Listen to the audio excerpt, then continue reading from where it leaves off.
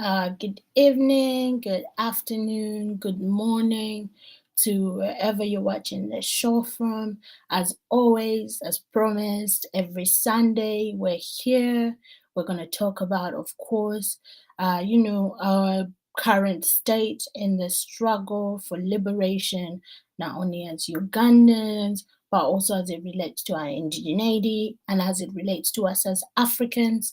So yeah, I'm grateful that I'm here today, sending out, of course, regards for anyone who has been going through a tough time. I hope that this season does bring healing to its, or wherever you want to manifest, and to everyone who's receiving their blessings, may they be received in tenfold. So yeah, I'm grateful to be here with all of you today. As always, welcome to the Tower at UNN.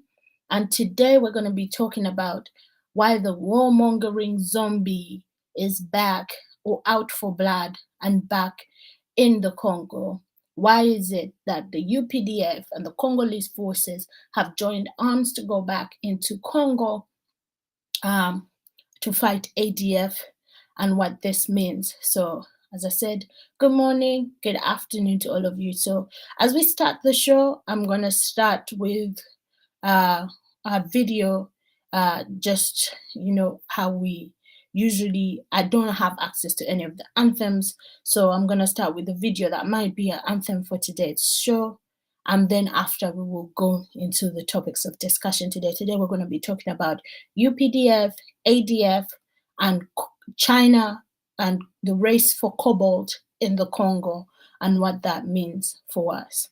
So we'll first start with this first video to frame today's show, and then we'll continue from there. So I'm going to play the video.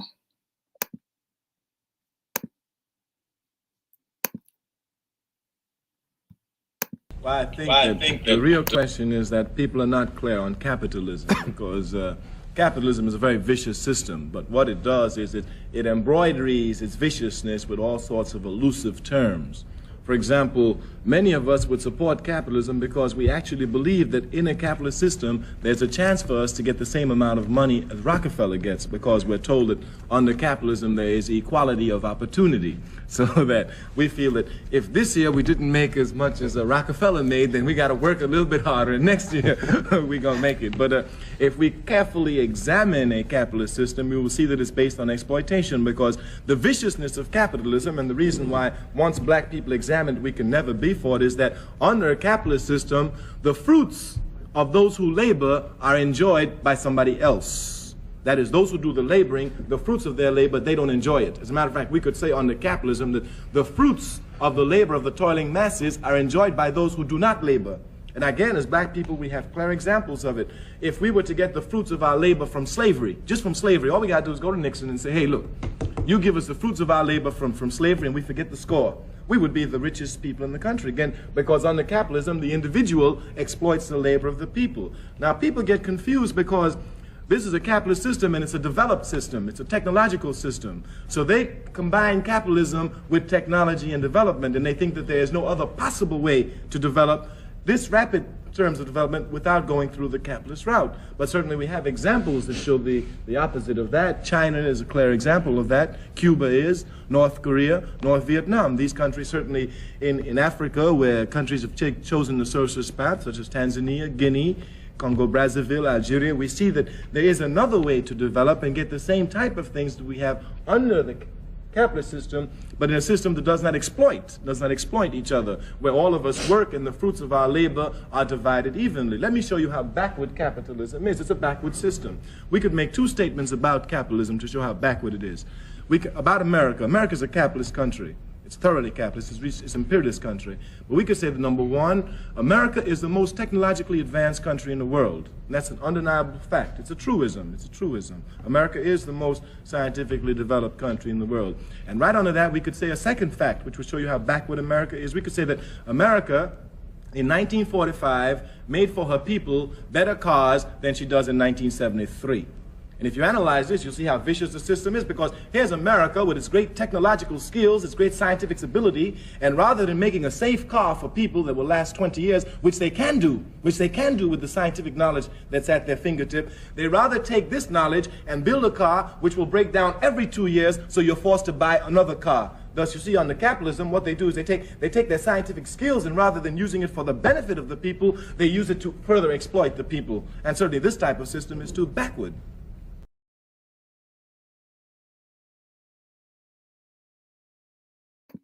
So that was, of course, Ancestor Kwame Ture talking about what capitalism is and what it has done to the world. We have to understand that it is a global structure, and that's something that we have been talking about in the programs before up until today. So I wanted to state that as, you know, the beginning point or the jump off point into today's program, because we're going to be looking at cobalt mining in the Congo and China's involvement with the mining of cobalt.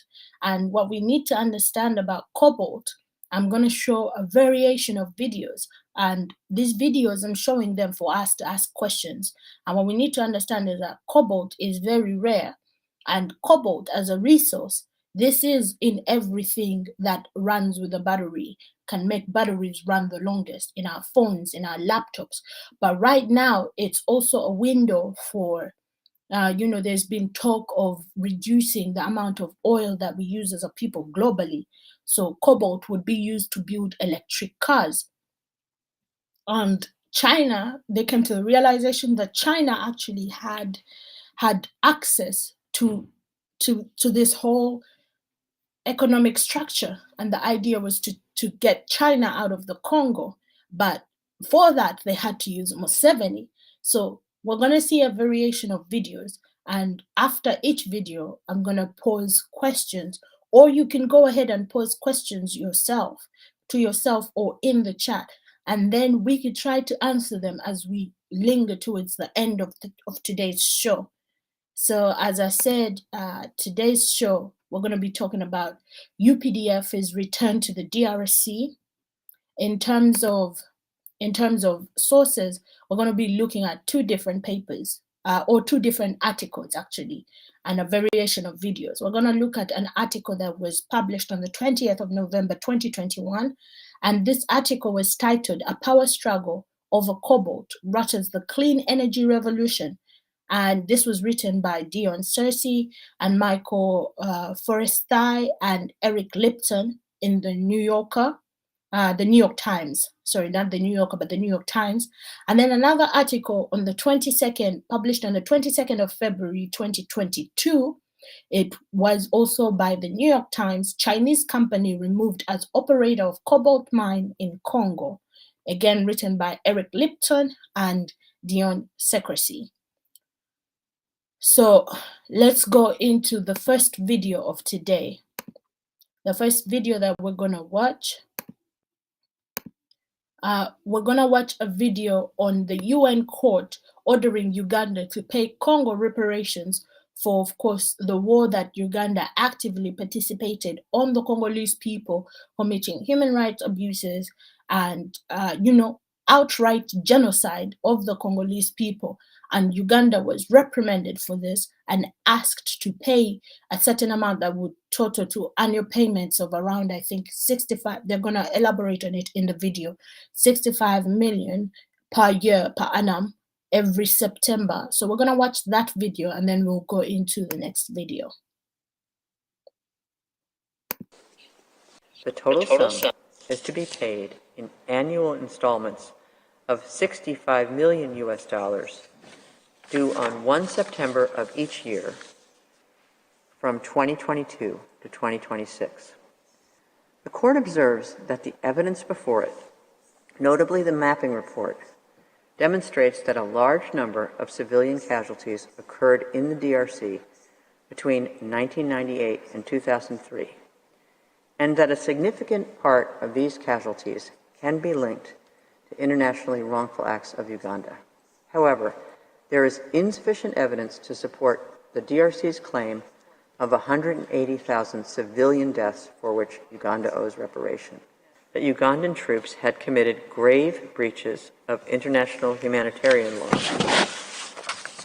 pursuant to which Uganda has a duty to investigate, prosecute, and punish those responsible for the commission of such violations.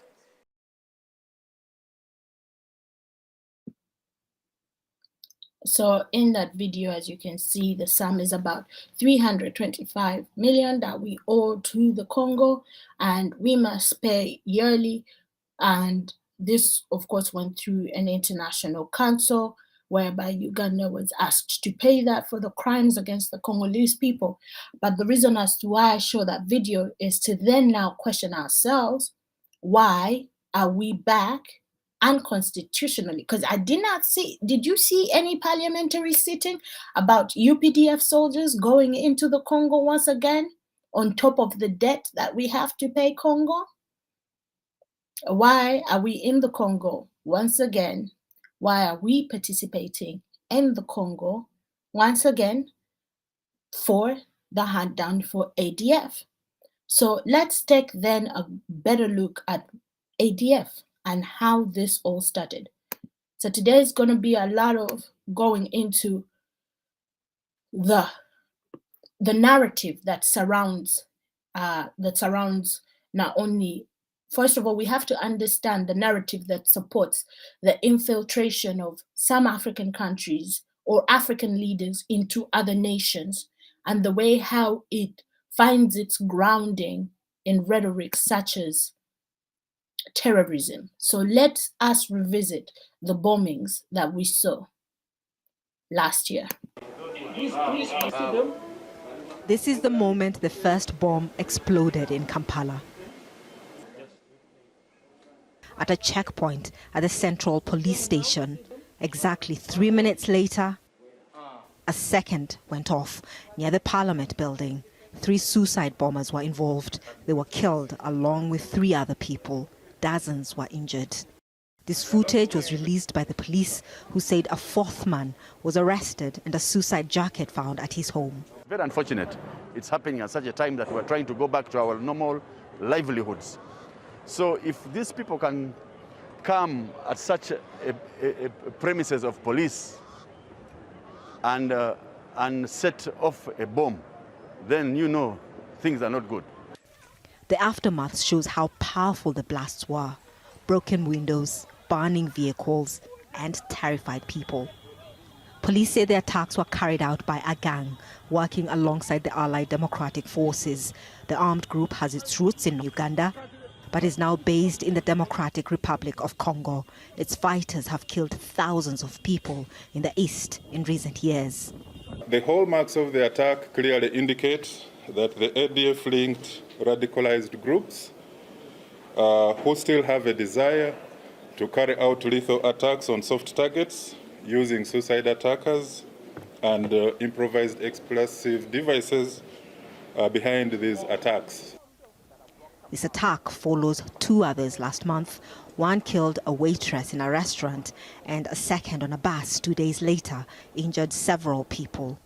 ISIL claimed those attacks. The ADF has pledged its allegiance to the group. The involvement of the Ugandan army in the peacekeeping missions in the region, especially in Somalia, makes Uganda a target of some of these groups. What's happening in Uganda also comes at a time when the military is planning to deploy its soldiers to eastern DRC to help Congolese troops and UN peacekeepers fight ADF. There, they'll help Congolese troops and UN peacekeepers to fight ADF forces. Catherine Soy, Al Jazeera.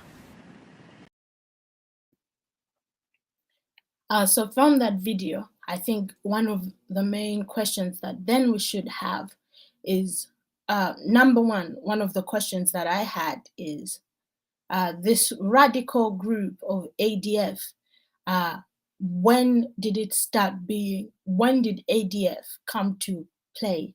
And when did ADF, a radicalized Islamist group, start to exist in Uganda?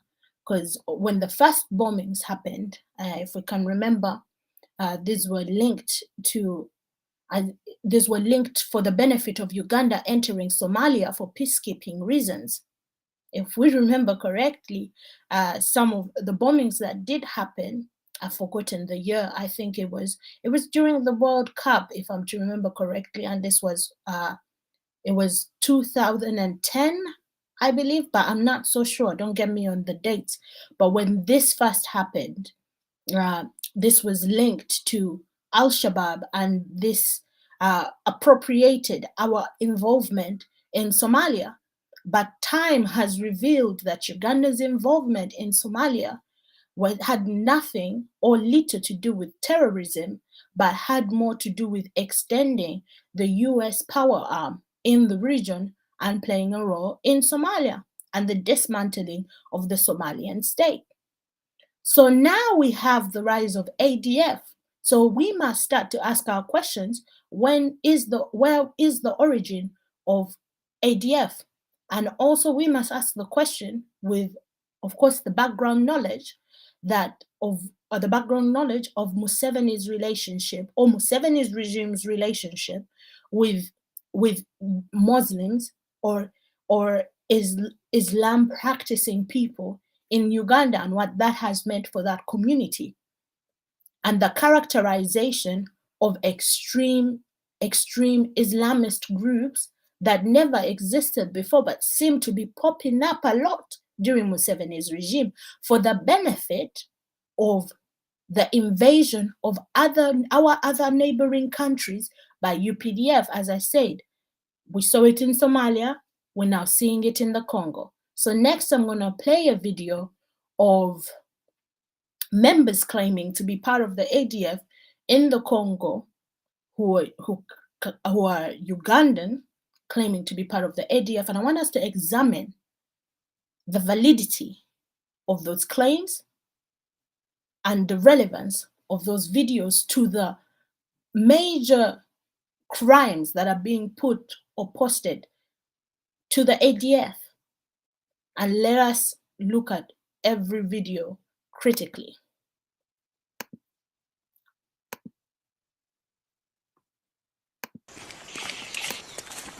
Benye mtawanya wa Musa. So Allah nyuzi jengenda irambi shahada, irambi nkomele nuji.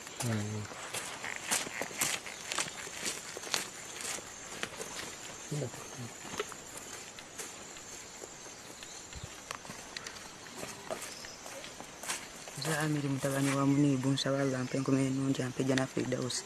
Anyuze kasira kota.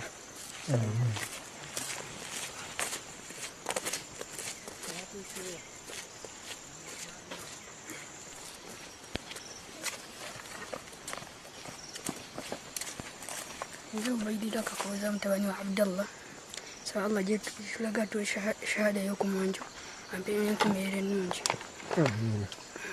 السلام عليكم.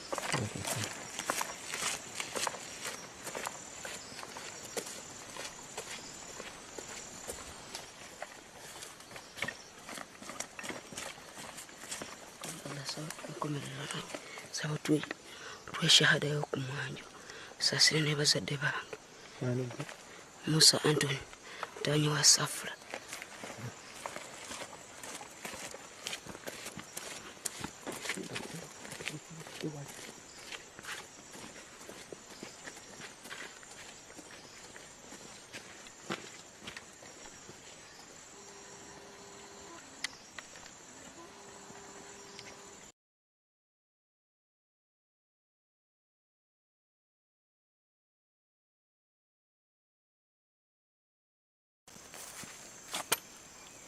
Assalamu alaikum wa rahmatullah.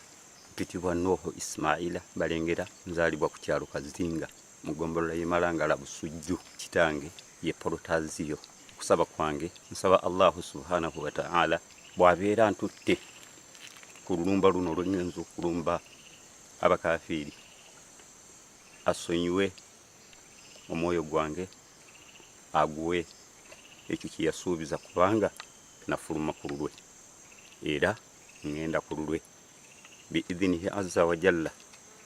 Sirina kusaba kusinga okwo ye kennyini kwe yatuyigiriza ngamba nti rabbana atina fid dunya hasanatan wa fil akhirati hasanatan wakina adhaban nar. Era nyongera okusaba nga ngamba nti atina kama wa'adtana innaka la tukhliful mi'ad. Era nyongera okumusaba asobole okuteerawo abaana bange wasiira amakubo abasigala e Uganda basobole okutuuka mu jihadu fi sabilillah.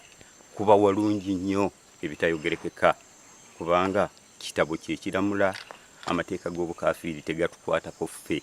Nkomekkereza nga mwegayirira anyweze emitima gyaffe n'ebigere byaffe mu kaseera k'okusisinkana wakati waffe n'abalabe baffe, abalabe ba Allahu, abalabe b'obusiraamu.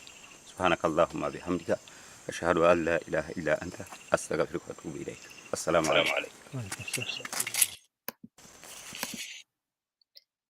For members who do not understand Luganda, most of the things that have been said is paying homage to, of course, Islam, the religion, and trying to link Islam, the religion, to the idea that these are jihadists who are fighting a holy war against non-believers.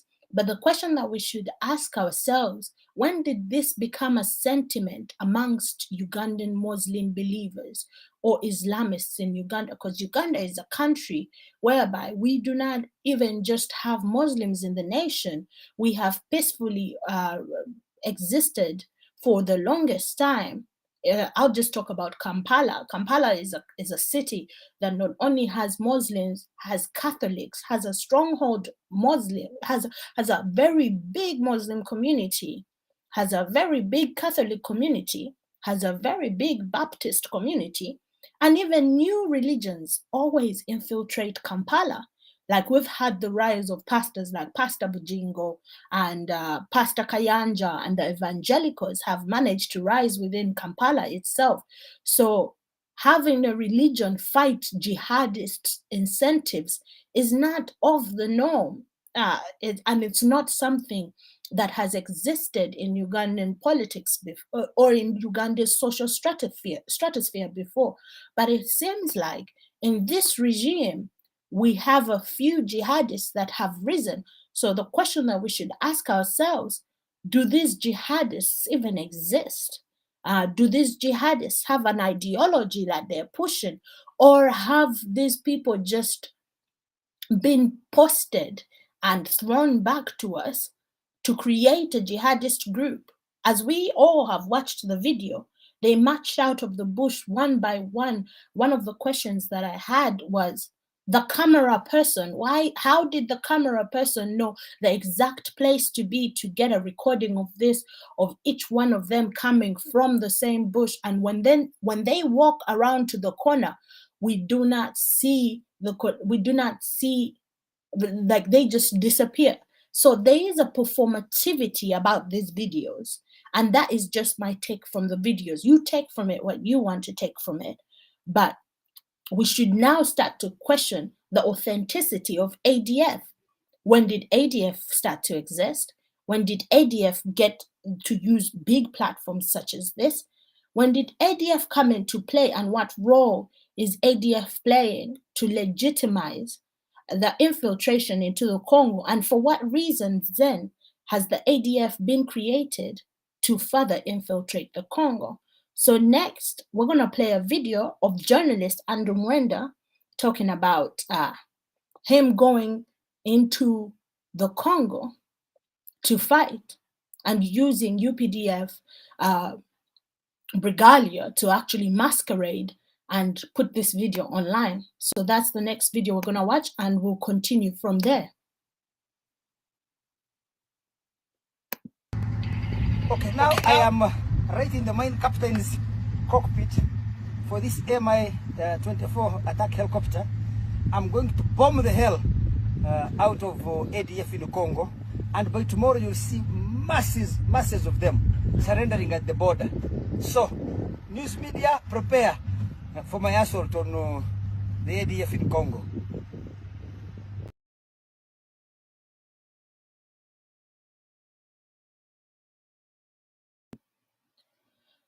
The first time when I watched that video is the question of who actually gets to acclaim these things in Uganda and who gets to do things like this. We all know in Uganda that wearing camouflage is a crime.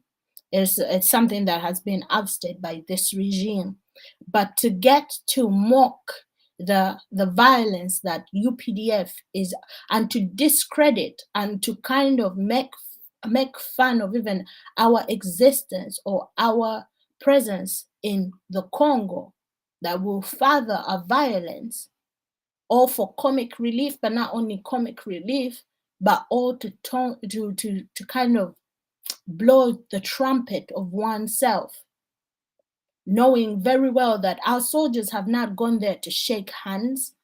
They have gone there to continue to spread a certain form of violence, all in pursuit of ADF personnel who we've seen from the video are a bunch of, have been presented to us as, first of all, the question we should ask, there was a lot of children in that video. Children and an old man, and all of them just holding AK-47, no advanced equipment. And then later we're going to see a video of the equipment that the Ugandan military is going into that will not only affect the supposed or alleged ADF members, but will affect communities of Congolese people. So I'm going to go ahead and then play the response that the UPDF had to Andrew Mwenda's masquerading as soon as it loads up, as it's taking some time to load up. But I want us to ask ourselves those questions. I'll play Andrew Mwenda's video again for us to actually look at it and pay attention to how he's positioned himself and how he's talking about the situation and what this means to how the public should receive it. Because it's not a joke that the UPDF is in the Congo. It's actually quite serious because we have been reprimanded for going to the Congo before. It is not a point to start to make a mockery out of our existence there right now. Okay, now I am right in the main captain's cockpit for this Mi-24 attack helicopter. I'm going to bomb the hell out of ADF in the Congo, and by tomorrow you'll see masses of them surrendering at the border. So, news media, prepare for my assault on the ADF in Congo. Okay, now I am... This video, where journalist Andrew Mwenda is clad in military attire, is making rounds on social media. Mwenda goes on to describe military equipment and what mission he was supposedly headed for. Right in the main captain's cockpit for this Mi-24 attack helicopter, I'm going to bomb the hell out of ADF in the Congo, and by tomorrow you'll see masses of them surrendering at the border. In another clip, he thanks the officers for a good job and is given a pseudo rank. The Colonel General has finished his duties after bombing ADF badly. Guys, congratulations for the great job. However, it is unclear how he accessed the military stores, which has prompted the UPDF.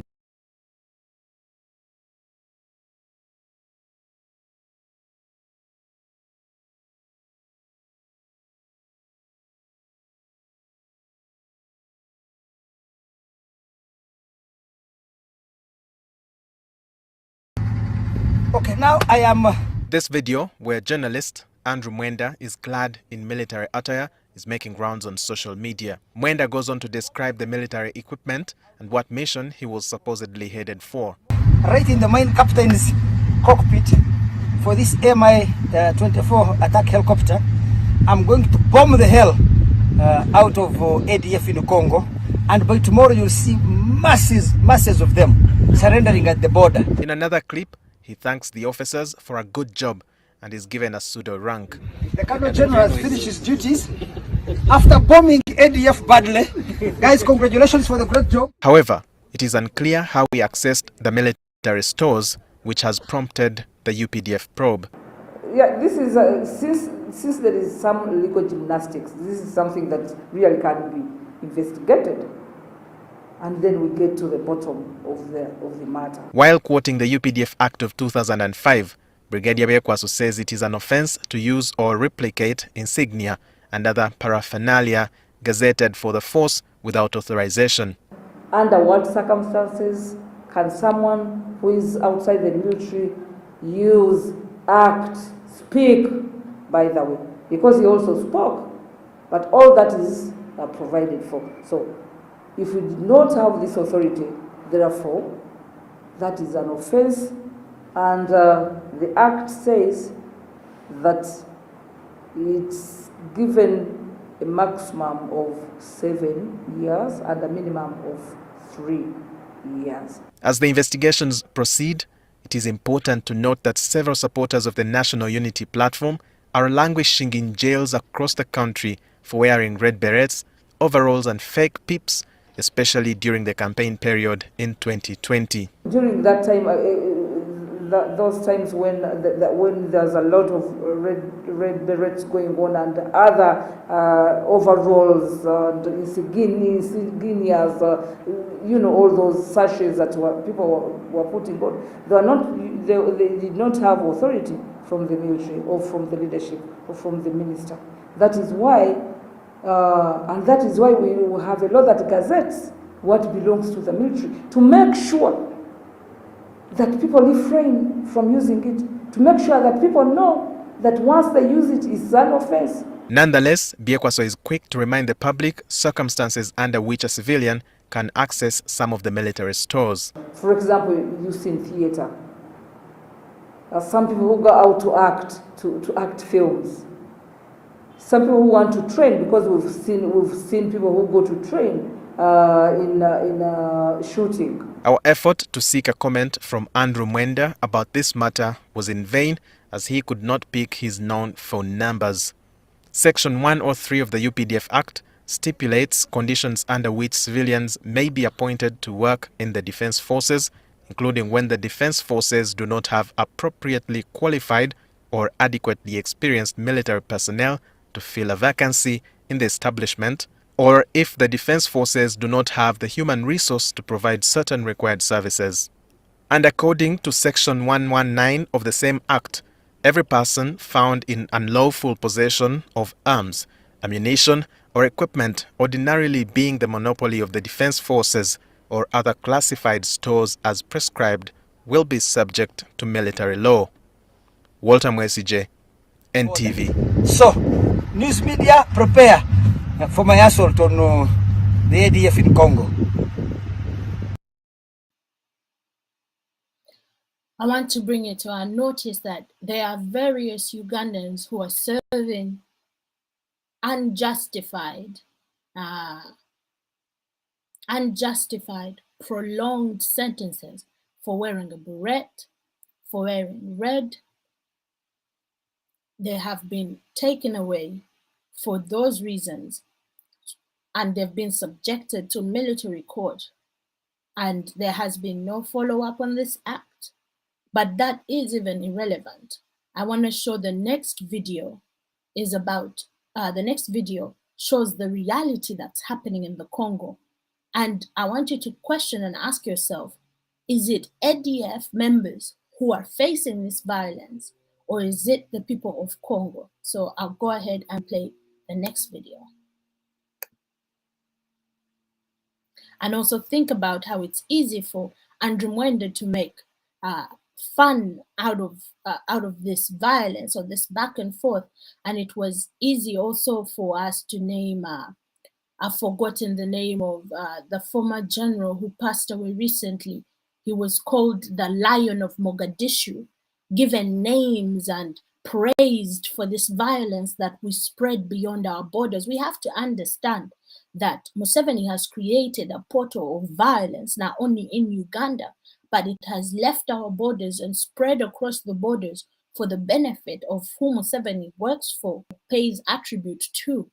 And it is masqueraded and lifted by figures such as what Andrew Mwenda is doing, and by naming also of UPDF fighters and giving them these names and accolades for the acts of genocide that the Ugandan military has been forced to participate in, that not only demoralizes or dehumanizes the people beyond our borders, but has also dehumanized our UPDF soldiers as well, and their families and has continued to just churn and turn the wheel of violence that Museveni's militarized government participates in. So we'll see the next video.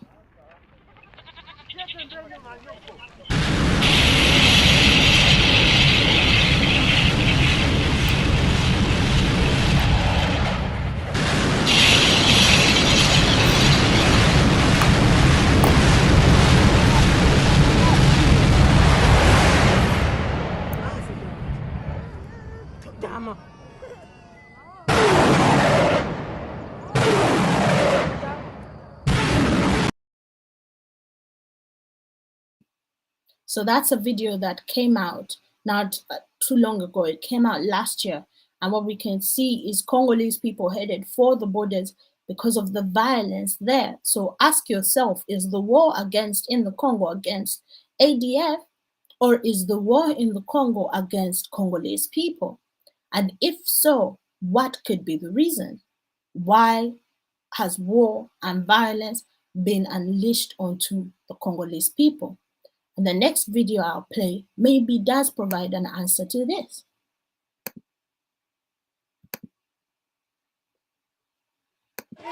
This is one of the thousands of unregulated, unmonitored mines in the DRC. It's crawling with children, working like modern-day slaves. A 12-hour-long day of punishing work may earn them the equivalent of £1. Although one of the poorest countries on earth, DRC is rich in minerals. But a history of brutal colonial exploitation looks like being repeated now, in 2017. Much of it's mined by hand, with rudimentary tools in harsh, potentially hazardous conditions. And wretched whether or not, the rush is on for a mineral the DRC has in great abundance, cobalt, and it's fast becoming more precious than gold.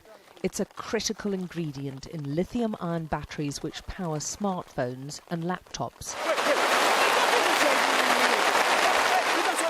An army of children are at the heart of the mining production. Wearing no shoes and in the most wretched conditions, Dorsan is ordered to retrieve the sack he's forgotten. There's an urgency now. The rains make this dangerous work even more risky, and Dorsan's told in no uncertain terms he risks a beating if he messes up again. Dorsan, with Richard beside him, have worked all day. They're 8 and 11 years old. Even this punishing work doesn't guarantee enough for food. Dorsan hasn't eaten for 2 days now. This is what helpless looks like, and he's one of the children making millions for multinational corporations in America and China whilst they suffer in squalor. For this, they'll get maybe 8 British pence a day. Walitusukuma tunaenda tena tunarudia. Mimi nashikia sana mkongo inauma. Kama mimi natumia mkongo nilimaka na mbavu na nikula kitu kile nyuma. The tunnels are dug by hand with no supports. They frequently collapse, especially during rain. The miners climb down using holes carved in the rock and no safety equipment. This most precious of minerals is often extracted and sorted by tiny hands. They don't wear gloves or masks, yet the World Health Organization says exposure to cobalt and breathing in its dust fumes can cause long-term health problems. We visited 5 different mines across the south of DRC and found all used child workers. Monica's the youngest worker in this group at just 4. But even those barely able to walk have lost their childhoods to mining. Natalie's 12 years old. My fingers hurt, she tells us. Miles away on a different site, Makumba Mateba shows us the cobalt tunnel he's dug with 3 of his friends. It's physically tough work. They removed all this rock by hand over nearly 4 months. It's incredibly insecure for them. Although this is really rich in minerals and it's going down just 15 meters, there's no support bars, there's They have no protective masks or protective equipment at all. And right at the bottom, I can see water. It's his village's water which Makumba's convinced has caused his health problems. After a lifetime of drinking it, he has a huge tumour on his throat. Quand on est en train de travailler à Kitowe, là on cultive la tomate, en train de cultiver, si j'ai soif, je pars puiser de l'eau. There are countless reports of other health problems from those living nearby and working on the mines. On trouve les infections, mingi ni mama infection, ndio ile tunaona huko. Kasi mama anatumika ma carrière sana, tanzania mtoto na infection shulungula, mwingine kuna bima buton, mwingine ndio tunaona donc makozi linatoka mama mimba nenda ma carrière. These twins are just 2 days old, and although small, so far they're healthy, to the relief of their mother. Hii manini maminereishi unaleta maproblem kama wewe mwanamke unaenda kutumika huko. Inaleta maproblem na difficulty kama una mimba. Shi mwanamke ni mama yangu kunetupeleka kukwesa mama yangu kunetupeleka tunaenda kutumika. But even if they stay healthy, the twins face a lifetime of hard labour as soon as they can walk. The children's cobalt is sold cheaply to mostly Chinese traders who we film secretly. They don't ask questions about where their cobalt comes from or who's worked to extract it. They just want the best price. The black part is cobalt. Even those who aren't Chinese, this trading market has Indian owners, told us they sell onto the dominant Chinese exporter of cobalt, CDM. The cobalt first mined here is then sold again to the Chinese parent company, which then supplies some of the world's biggest battery makers. And those batteries, with ingredients which originated in DRC, end up in, for instance, smartphones. It's an intricate supply chain which allows easy deniability for the multinationals making huge profits. An investigation last year by Amnesty found similar human rights abuses. Nothing appears to have changed. Most of these child miners will never own a smartphone. They barely survive from day to day. And many other children like Dorsan will be back again tomorrow, digging out one of the most sought-after minerals of our time for a pittance. Alex Crawford, Sky News in the DRC.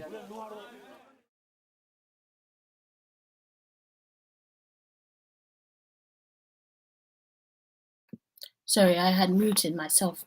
What we need to ask ourselves is what is the main reason behind, first of all, the non-emergency, non-parliamentary agreed on deployment of our paramilitaries in the Congo, and what does this avail to us?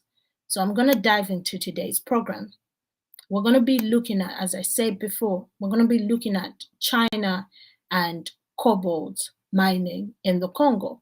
But what's very important is to keep in mind that cobalt is rare, and DRC provides at least 70% of cobalt in the world. It has the biggest mines for it, and cobalt can be used in electric car batteries, which seems to be the industry that the world power wants to break into, manufacturing electric cars for consumer reasons, in the fallacy that this is going to help with regenerate. We have to understand that even the efforts to climatically combat the climatic catastrophe that we're headed for because of course, the imperialists and colonialism, we have to understand that it has been our ancestors took care of the land. When the colonizers came, they found the land nurtured, and then they started to exploit. And now they want to exploit it further in the name of making the environment better and at the expense of the exploitation of the Congolese people. So we're going to look further into how this actually led up to where we are today and why.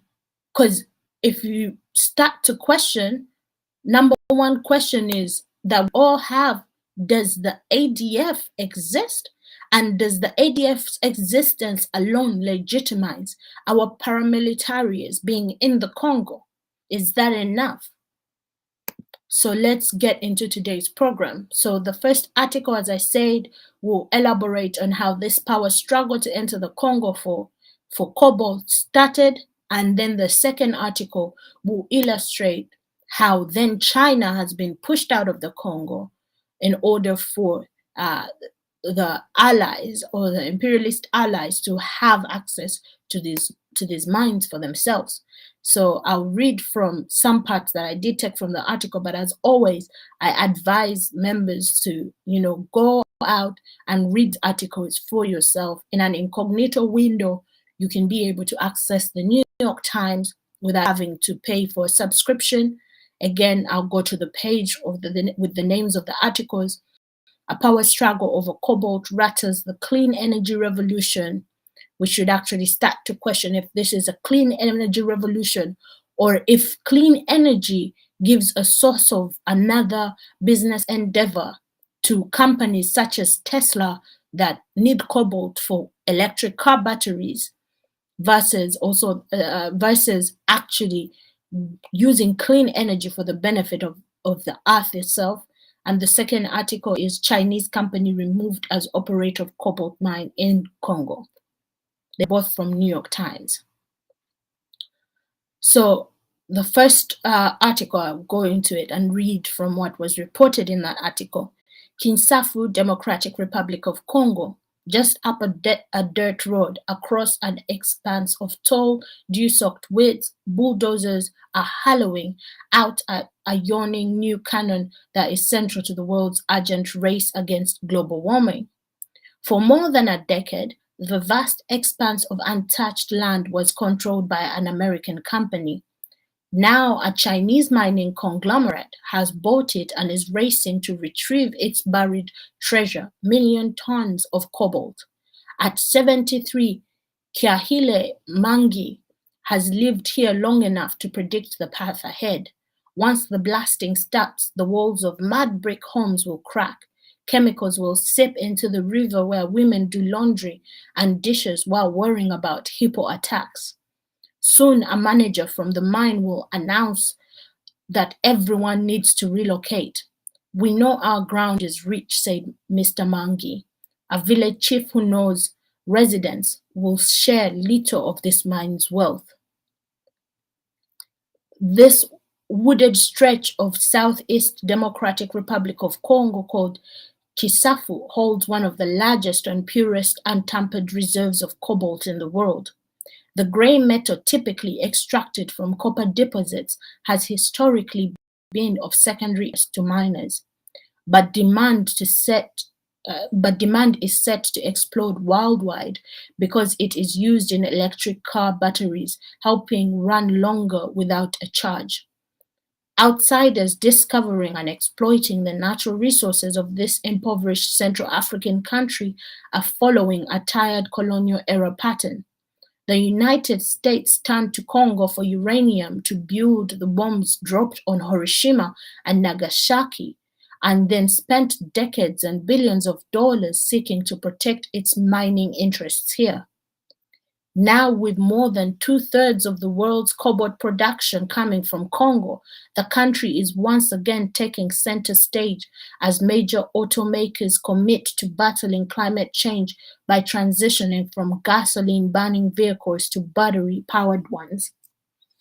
The new automobiles rely on a host of minerals and metals often not abundant in the United States or the oil-rich Middle East, which sustained the last energy era. So a question here is, number one, who is going to be able to afford even this? If this is done in the name of combating global warming, we have to talk about affordability of these electric cars.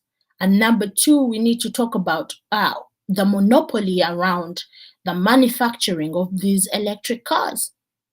And then number three, we need to think about, of course, the raw materials and where they're coming from and the conditions that have been created for the retrieving of those raw materials. We need to start to understand that It is done off of the back and the exploitation of the Congolese people. And when in cases when this cannot be done through agreement and to benefit Congolese people, then violence starts to erupt and military is then used. I'll continue with the article. In particular, a rivalry between China and the United States could have far-reaching implications for the shared goal of safeguarding the earth. At least here in Congo, China is so far winning that contest, with both the Obama and Trump administrations having stood idly by as a company backed by the Chinese government bought 2 of the country's largest cobalt deposits over the past 5 years. As the significance of those purchases became clearer, China and the United States have entered a new great game of sorts. This past week, during a visit promoting electric vehicles at a General Motors factory in Detroit, President Biden acknowledged the United States has lost some ground. We risked losing our edge as a nation, and China and the rest of the world are catching up, he said. Well, we're about to turn that around in a big, big way. So at that point, you start to question yourself, what tactics, what strategies are being used to turn that in a big, big way. Then we'll continue with the article. So here is a graph where you can see, first of all, it's no surprise that most of these products that we have are made and assembled in China, not only because of the labor that exists in China, but also because now we come to the realization when you look at these graphs where they're processed, it's at least the ones that can run, that we consider technology and run on battery, most of them are processed in China. So China has had autonomy of that for a while. But when you look at cobalt and the DRC, the Democratic Republic of Congo, it has the largest amount of metals in the world for cobalt.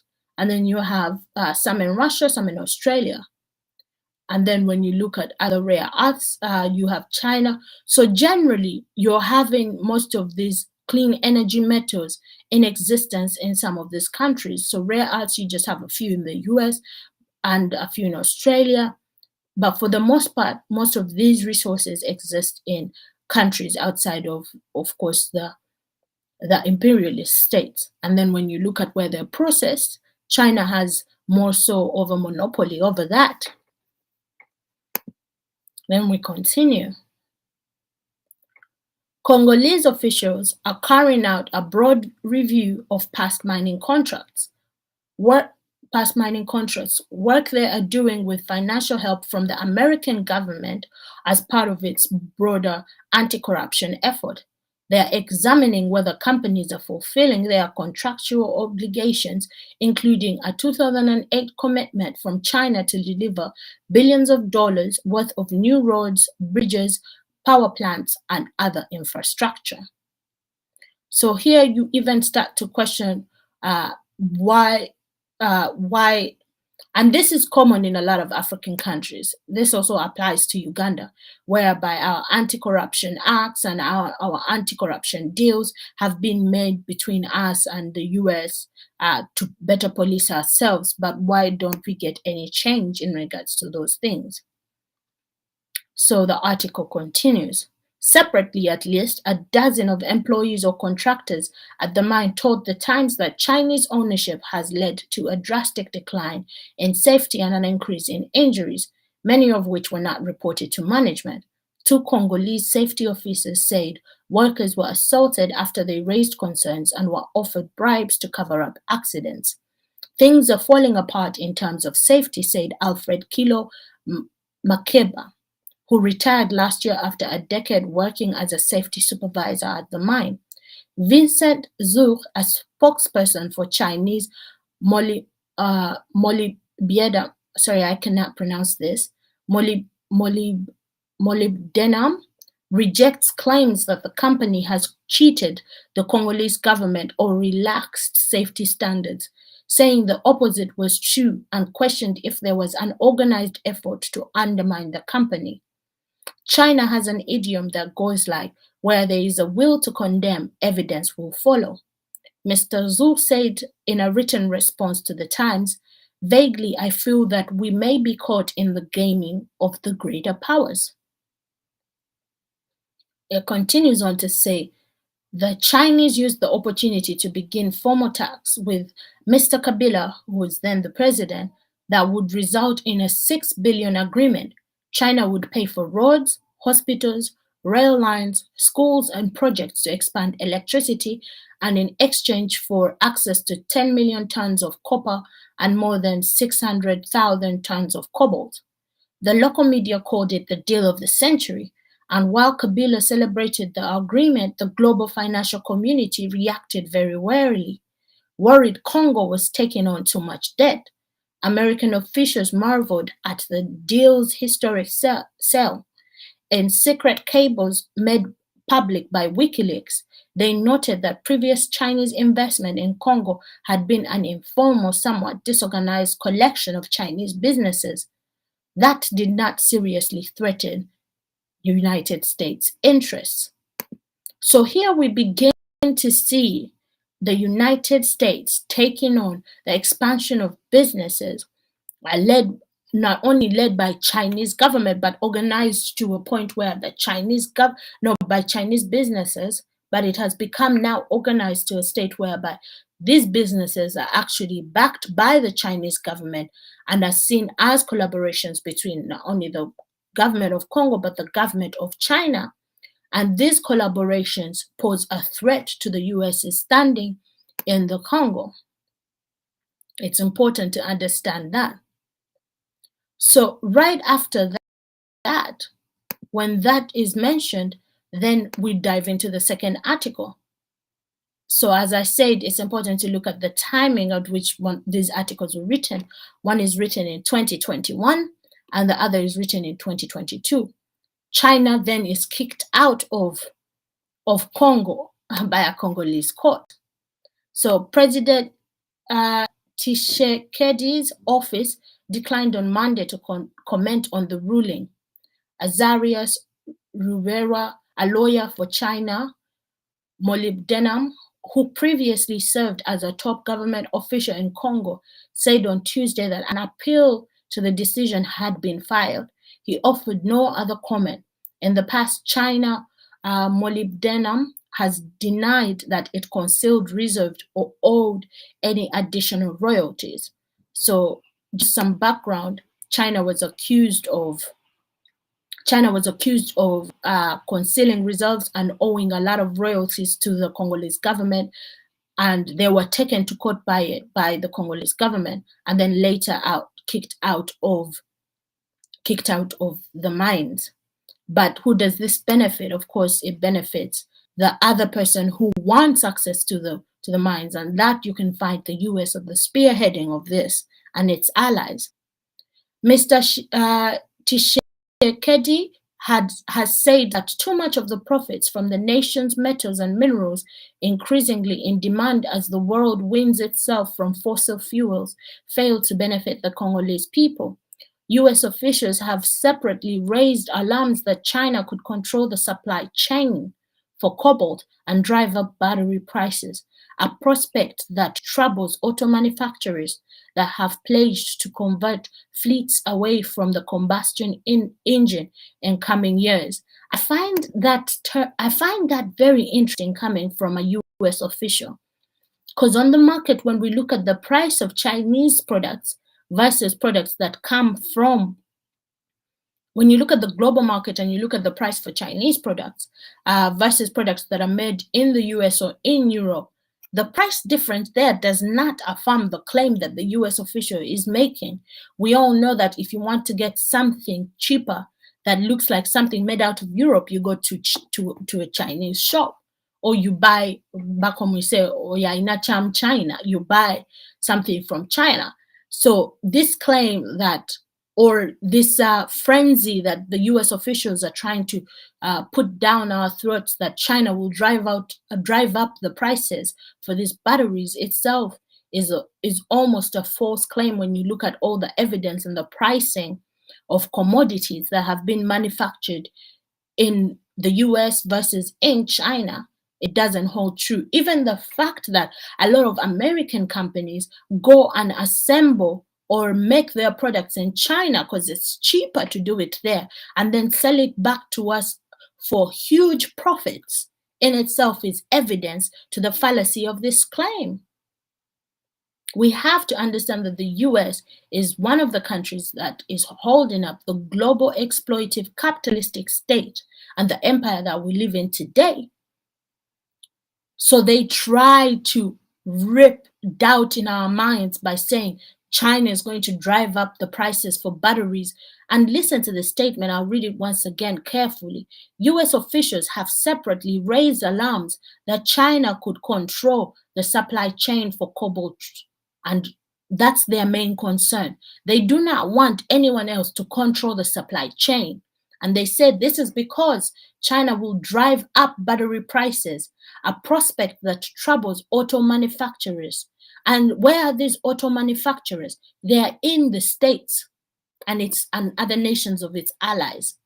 Have to think about who makes all these cars that we see. We're talking about Japan, we're talking about Germany, we're talking about the US. They make all these cars, and those are all US allies.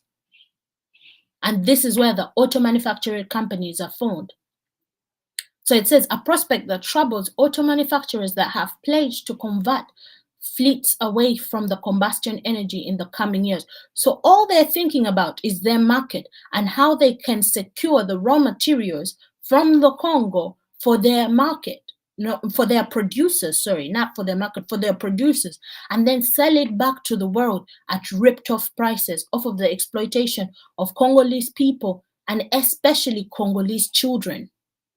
China has a sort of strange hold on the supply chain, said Tafin Cleverly, a vice president at the Export-Import Bank of the United States, which held a hearing last week about metals needed for renewable energy and military applications. We have to understand that also the atomic bombs that were used during World War II, as I read before, in Hiroshima and Nagasaki, were raw materials that was stolen out of the Congo to go commit human genocide. Unfortunately, I'll say I do not have an answer for how you break that supply chain advantage that China has built, other than to say that it is absolutely an issue. Then the article continues. Biden's administration officials have been looking for ways to strengthen ties with Congo and gain access to critical resources like cobalt. A delegation of White House officials flew to Kinshasa, the capital, earlier this year for meetings with Mr. Tshisekedi and other top officials. The US government is backing the review of mineral contracts in Congo as part of an effort to crack down on corruption. This is always an excuse that is being used by this government. In order to crack down on corruption, they need to extract our resources. It seems the other way around. Corruption is enabled by their extraction of our resources. So this brings me back to the main topic at hand today. We're discussing why is the UPDF, why has it been rushedly and forcefully been pushed into the Congo to hand down ADF, an extremist jihadist group that seems to have popped out of nowhere in these few years to come. So this is important to then go and look at US-Ugandan relationships. And this was taken off of course, these are all taken off of the website of the US State Department. And here it says, US state partners with Uganda to strengthen rapid crisis response capabilities on the African continent. UPDF soldiers conduct a convoy exercise at accumulation of quarterly, these were ARPRP training activities conducted by the US Marine Corps at the Ugandan Peace Operations Training Center in Singo, Uganda. We must understand that the Ugandan military and military services do not serve the people or the protection of Ugandans or the purposes that a national state is supposed to serve, but actually it's a partnership whereby our military is used to strengthen, as they say here, rapid crisis response, which should translate to rapid exploitative measures and on the African continent.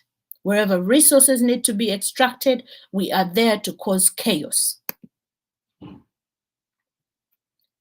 So again, this was edited and updated on March 18th, 2022.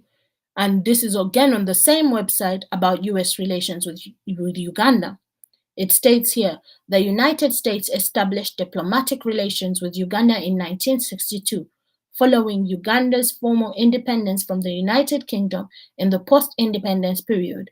The country endured despotism and near economic collapse.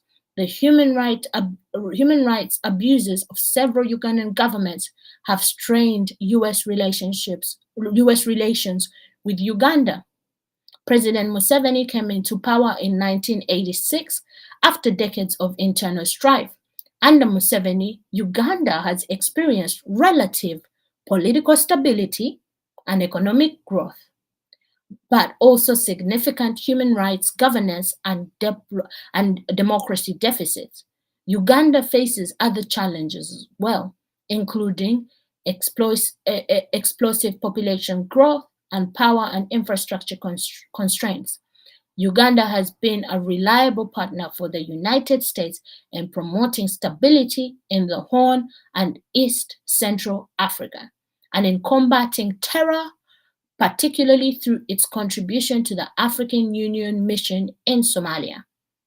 The United States provides significant health and development assistance to Uganda, with a total assistance budget exceeding $950 million per year. Uganda is eligible for preferential trade benefits under the African Growth and Opportunity Act. US exports to Uganda include machinery, optical and medical instruments, wheat, and aircraft. So here it's important to start to understand the kind of relationship, number one, that Museveni's regime has with the US. It's so deeply ingrained that they are not going to participate in the removal of this regime or the structures that have been laid by this regime for the participation of Uganda into the infiltration and the role that we play in politically in stabilizing the countries that are actually around us. From Somalia to the Congo, we even go all the way to Central Africa. It's important to start to understand this. And I think we have begun to understand this. But now it's important to understand why there's this rhetoric of terror in Africa and why the military is being used, especially the Ugandan military. So we must start to examine critically why the Congolese forces and the UPDF have united to hand down an in-existence ADF. And I say this because it's important to know that earlier on this year, Uganda is asked to pay almost 325 or 65, sorry, I get that amount wrong, million back to the Congo for Uganda's participation in warmongering in the Congo. But here it's framed that we are in collaboration with the Congolese to fight ADF, which seems to be a Ugandan problem, or ADF extremist groups in the Congo. So next I'm going to play a video elaborating or saying more about this collaboration, and then we will go into the closing remark of today's show.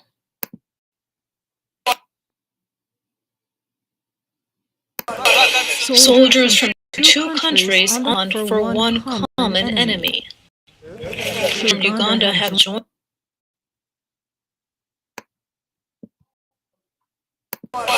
Soldiers from two countries on the hunt for one common enemy. Troops from Uganda have joined their counterparts in Democratic Republic of Congo, hoping that together they'll defeat rebels from the Allied Democratic Forces, or ADF. Their targets include the DRC's Rwenzori Mountains, where the armed group established itself more than 25 years ago. Our Ugandan allies carried out an airstrike across our border earlier this week. Now, together with our DRC troops, we're on the move, on a mission to push out the rebels in the region. It's an unusual collaboration between Uganda and the DRC, but both governments say the ADF poses a threat they can't afford to ignore. The armed group is accused of having links to ISIL and killing hundreds of people in village raids in northeastern Democratic Republic of Congo. And Uganda blames it for suicide bombings last month in its capital, Kampala. We're very happy both governments are working together. We've suffered and cried because of all the insecurity and killings. We support it and encourage both armies. Villages like these often bear the brunt of the violence. Entire communities have been displaced, and regional leaders fear the fighting can spill over to other neighboring countries. We are ready to defeat the terrorists, and we are ready to bring peace back to Eastern DRC. Ugandan troops say they're ready to stay in the DRC until the rebels are pushed out. But critics fear the presence of foreign troops could lead to more unrest, and perhaps to the rise of other armed groups. Katia Lopez-Odoyan, Al Jazeera. The first question that we should ask ourselves, when I watched that video, number one question was, where are they going to be pushed out into? Number one. Number two is, in that video, they do talk about Ugandans leading the airstrike. So that already shows you the inputs that we get from the US in aircrafts and the role that they play. We have taken on the role, like, you know, when you become an underwing of someone else. For example, we have been, Uganda as a state under Museveni's regime is used to police. Like last week we looked at Rwanda and its role in Mozambique. But the same thing is happening here with us and our role right now in the Congo. And the general said that they're there to restore peace. But what happened to peace in Somalia? Why hasn't peace ever been restored in Somalia? Why a few weeks ago was the US bombing Somalia? While we were outcrying the war crimes that Russia was doing to Ukraine. But why was the US bombing Somalia? Why is the US continuously bombing Syria? These are all questions we should think about. Who gets to have a legitimate war zone and who gets to have an illegitimate war zone?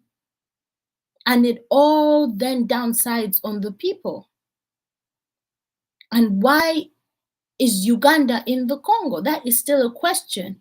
And it's also a realization that we must come to, that Museveni's regime, and it's important that this message goes further, is not going to be overthrown by an external force. The overthrowing of this regime for the benefit of Omuntu Wawansi, as we say, or everyday people, us, the people in the masses, must be done by us. Because only then can we secure a regime that will function for our benefits. But if we wait for outsiders to dictate who then gets into power, we are going to see the same patterns played out and be dissatisfied. For example, let's look at all the regime changes in Uganda. From independence, you have Kabaka Mutesa going into exile and having Obote. Obote is overthrown to put in Idi Amin by the help of the British. And then right after that, the Tanzanians and the help of also other external powers help in the overthrowing of Idi Amin's regime to bring back Obote.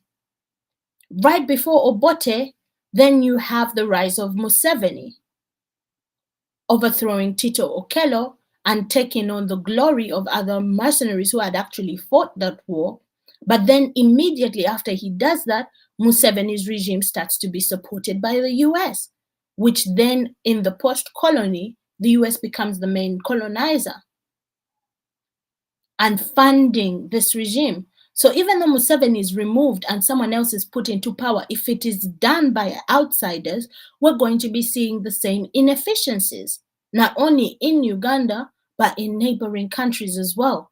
We're going to continue to be a military arm that is being used to spread violence. And we should understand that if Uganda's military is being used to kill people around us in the Congo, or is being used to kill people in Somalia, that same violence is going to be bred at home. It's because international foreign policy and the local policy are intertwined. You cannot protect the people back at home and then go spread violence elsewhere. That doesn't happen. So whoever comes into power, if they are backed up and the regime change is supported and helped, first of all, we must understand that they are not interested in a regime change whereby their puppet Museveni is out of power. They preferably would like to have someone like Museveni, preferably Muhoozi, kind of do what they did in Haiti, which was Papa Doc, was supported by the Americas, and then, of course, Baby Doc, his son, came into power. That would be the ideal situation. And their regimes were very violent internally in the country. They killed so many Haitians. They're not interested in a regime change that will benefit the people, because Uganda has to continuously do what it's been doing. So we have to understand that any collaboration with any outside parties must be not only for the benefit of Ugandan people, but for the benefit of African people. We need to start to look at this from that lens and from that point of view. Because until Africa is free, especially the Congo, for the resources that it has, what do you think they're going to do after they leave the Congo? They will be coming for yours. So this is why it is important to understand that Museveni has been supported for decades, decade after decade, by these governments, funded, backed by them. And any regime change would be for the benefit of the continuation of the massacre and the genocide and the exploitation of our people and their resources. There is no other foreign policy that they wish to have with African people. Because it's the same idea when we go back in our history and think about the enslavement of our African people. They were chiefs and leaders who wanted to trade other commodities with these powers that had guns and bombs. But they did not want that. So it is up to us to know and understand that these are the stakes. We need to understand the stakes of what we're dealing with and start to see our liberation through a lens where we're actually liberated and not put in another situationship. We need to start to understand that primarily Museveni is supported, funded, his military, the same military and the same UPDF that assaults Ugandans, as I've shown, has been trained by the same US and all these organizations that we write to. And yes, it is good to visualize, to bring that into the mainstream media and talk about the violence, but we must also understand that we cannot stop there and leave the autonomy and the power for them to stop that violence from happening to us. Because if that was the case, such violence that happened in Luwero should have been the #1 stop, whereby Museveni, if they did care about the violence, then Museveni should have been tried. What Muhoozi did in Kasese should have been enough. What Museveni did this November in 2020 should have been enough. What Museveni did during Kayunga riots should have been enough. What Museveni did in Somalia should have been enough. We need to start to understand that this is all about the economy and having autonomy over supply chains. But we have the resources to dispower us and dispose us.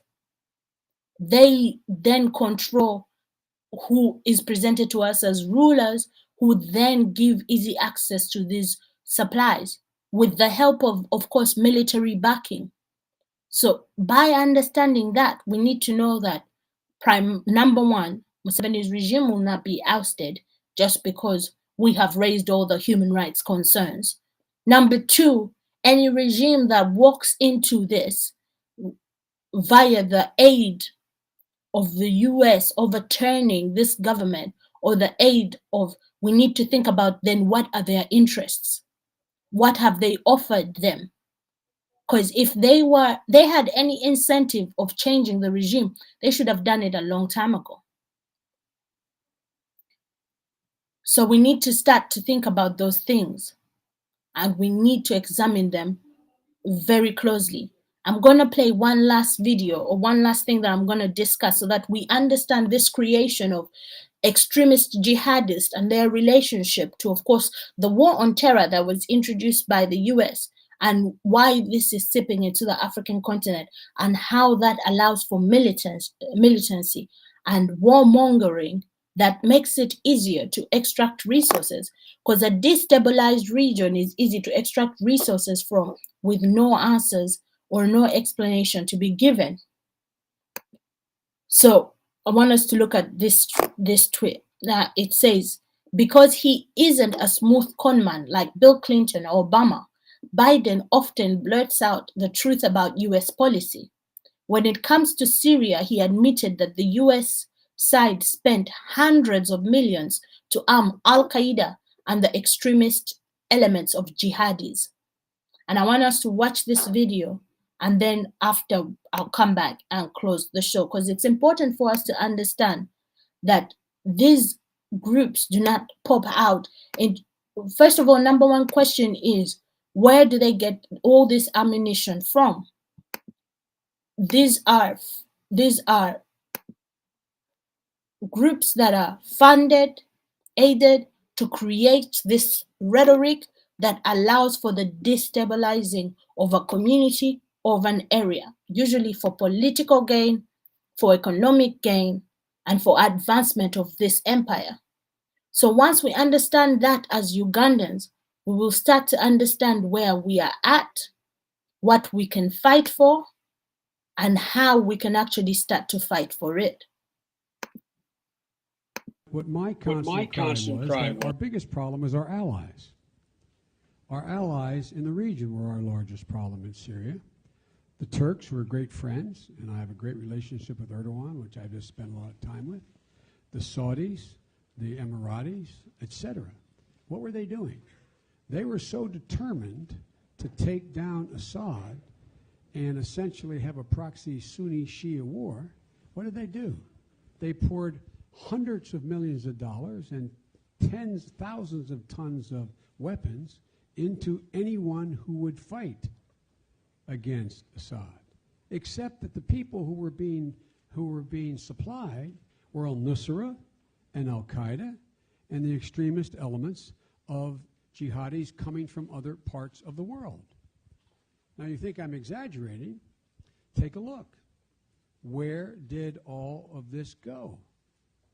So now what's happening? All of a sudden, everybody's awakened because this outfit called ISIL, which was Al-Qaeda in Iraq, which when they were essentially thrown out of Iraq, found open space and territory in eastern Syria, worked with al-Nusra, who we declared a terrorist group early on, and we could not convince our colleagues to stop supplying them.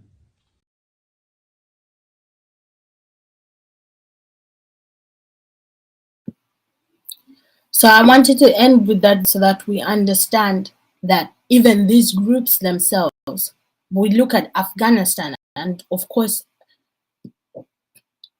the extremist groups were funded to enable the breaking apart of the Soviet Union. No, sorry, not the Soviet Union. Was it? Oh yeah, the Soviet Union. And when we look at that history, and when we look at what's happening, you know, as Africans, we have to learn about what US policy has been in other places. And we need to be very keen about what US policy is in Africa. And that is the extraction of African resources, the extraction of the exploitation of African labor, and for the building of the empire.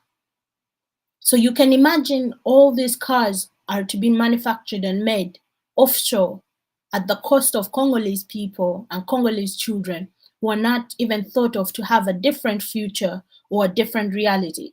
It lies on us to make this difference and this change. I brought this program today so that we understand once and for all that it is not in the US, not only US people, but the US government itself. It is not in their best interest to change how the regime in Uganda is running. It's not in their best interest. And if they are to change government, it's going to be the same political policies that will change from regime to regime. So it's in our best interest to make collaborations that will benefit not only us, but our neighbors, and will uplift our economies and help us to build ourselves and finally liberate ourselves from the system of capitalism, of exploitation, of imperialistic violence, of genocide. I want to thank everyone who is here today. I know I came late. I want to apologize for my tardiness. I'll try to keep it on time next time, but I want to appreciate everyone who keeps coming back to these shows, people who are spreading the message. Let us be students, let us be teachers as well. And as I say, always teach one to teach 10. Spread the message. We are the answer to our liberation. No leader or no one person is going to have the answer to our problems. What we can do is identify those leaders who can offer solutions by listening to us. Once our leaders are not listening to us, they're going to work in the best interests of other people. They have become puppets. But once we can identify leaders who are going to work in our best interests and in the best interests of our neighbors and on the interest of African people, that is only when we can finally be liberated from this global system of oppression, this capitalistic system of genocide. It lies upon us to change the system. There's going to be no miraculous turn of governments. And even when that happens and it's backed by the US, we already know that the same status quo exploitation is going to happen around us. It's on us to make sure that we execute the change or the liberation that we want to live in or be a part of, not only for ourselves, but for our future selves. So let us start to embrace the fact that it lies upon us. Let us start to embrace the idea that we are the key to our answers. No, we are the key to we are the answer to our questions. We're the key to our solutions. It's our involvement on the local level. Let's start to actually root for governance that will make this a possibility on the federal state level to our indigeneity, giving us back the land to ourselves, empowering the nations that have been shackled and put into a template that is Uganda, that then represents American violence on African soil. We have become the violence to our African neighbors when we once held hands together trying to liberate ourselves for independence. We once supported ourselves to liberate ourselves from colonialism, but now we are the same people who are pushing colonial agendas in other nations. We must take responsibility for these actions, even though these actions are not our own. Because once we take conscious accountability for these things, then we can start to think about our liberation seriously. Then we can start to envision our liberation seriously. Then we can start, as only the masses can turn the tide of this. No miraculous one leader is going to change the situation in Uganda. It is Gwesechinomu Nemunobo. That's the only way it's going to change. I know we say a lot in our politics in Zetongamba, but it will not change until you want to know what role you can play, until you, at the local level, you have leaders who can actually create change at the local level in a governance that links you to a local leader. Because right now, this Tripoli of unitary does not even provide for those circumstances and situations, but only supports Museveni being able to sign off UPDF to go to Congo with immediate effect in the dysfunctional parliament. Even though they say no in parliament, it didn't matter. That was a decision that he had already made by creating an incident where the ADF exists in Uganda. So let us be keen about these things and understand that it's going to come from the ground up. And I mean Ugandans in the diaspora and Ugandans back home. It is by our might that this will change. And it is our job to actually protect this change. So with that, I want to thank everyone who is here today. And I want to say, of course, a good evening, a good morning, a good afternoon to wherever you have been watching this show. Until next Sunday, as always, I will be here. And then, we will then delve into the next topic. So please make sure to spread the message. Please make sure to engage with the message, and also engage. An opportunity has come for us to engage in the change that we want to see. Engage in UFCC. Engage and go sign up if you haven't signed up yet. Find ways to play a role in the change that is to come. It's an opportunity for us to actually start actively being involved in our political existence. Spread the message so that other people sign up as well. It's not all about you signing up to UFCC or on the website and getting that information for yourself. It's getting other people to sign up as well and have also this information that they can access and understand what federacy is, what it means to go back to indigenous federal states of Uganda, and what that form of governance can provide, not only for Ugandan people, but as a template or as something that we can show other African nations that it is well attainable. For example, Ethiopia also gives an example of this kind of governance. So we're not alone. We're not the first to think of this. We're not the first to want to do this. But federacy has been in our history from 1962, especially indigenous federacy, because those were nations that were forced to be together in Uganda and have their own autonomy.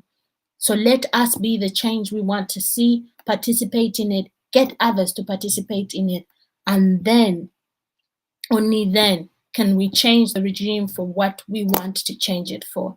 So a good morning, a good afternoon, a good evening, and no Western power is going to be involved in fruitful regime change for the benefit of Ugandan people. That is key. If anything, this presentation showed is Museveni is still being used as a tool of destruction, violence, and destabilizing of regions for the benefit of exploiting and exploitation of resources in other nations. So a good night, a good morning, and a good afternoon.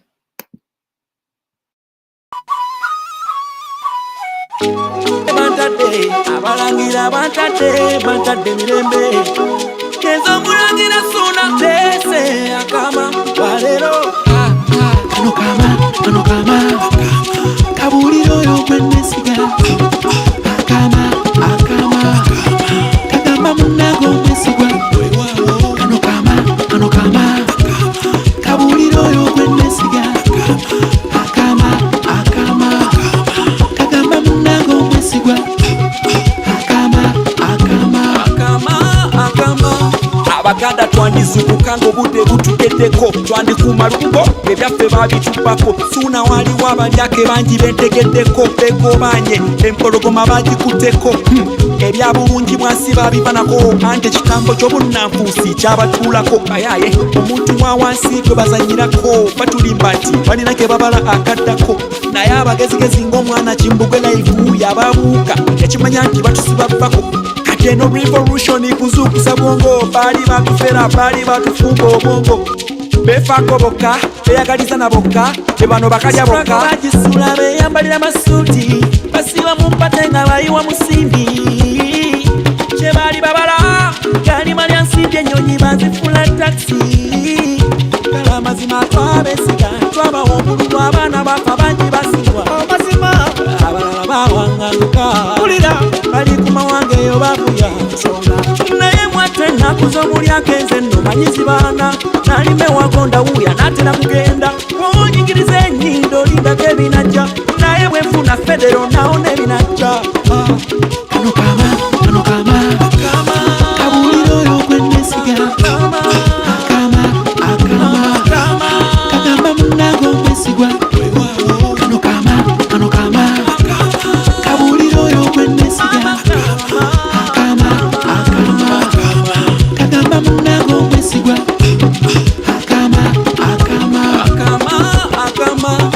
kabaka wafa twetaaga gwanga mujeiko olabe bulende bweya munnange luno lwoya lwa nnyindo nkubasamboko waluganda yonna gyoli kikukwatako wamma abaana b'ebulaya namwe abaana bawakamba kamba njagala tufuuke ekitole tulwanire federo lyeko nange ndyeko ne kabaka waffe muwenda kyanonya wamma abaana b'engoma nesakamba alangira abambejja kakakamba mama abaana b'omusuka kakamba mwe mulimu ekyama omwava ekyama engonge enfumbe olugambe nsenene ab'ekinyoma ekyama mulindwa kyambabulira mwenna abaana b'engabi akama mukagabane n'abo abaana b'ekkobe n'enkimwe eddira namuŋŋoona oli wakasimba ab'eddira enkula n'ab'enswaswa ab'empologoma bafunye akama n'abo abaana b'envubu bafunye akama abaana b'empeewo kakakama abakatimbuma kakakama